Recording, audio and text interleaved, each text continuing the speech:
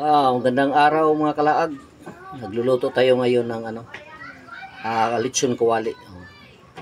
Bago pa pinalambot natin ito sa pinakuluan natin, linagyan ng asin, paminta at saka ibang pang ricados para sumasarap. Sana guys, tapusin ninyo ang video na to. Ito guys, medyo malapit na tong lumambot guys. So maya-maya lang atin na ito kahainin. At ilalabas natin ay pangalawang proseso. So ito guys, lumambot na guys. Tinusok-tusok na natin to guys. So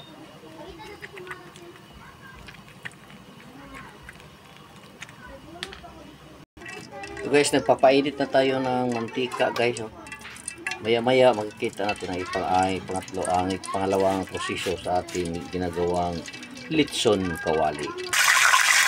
So guys, ang proseso guys. So parang naman ganyan na guys.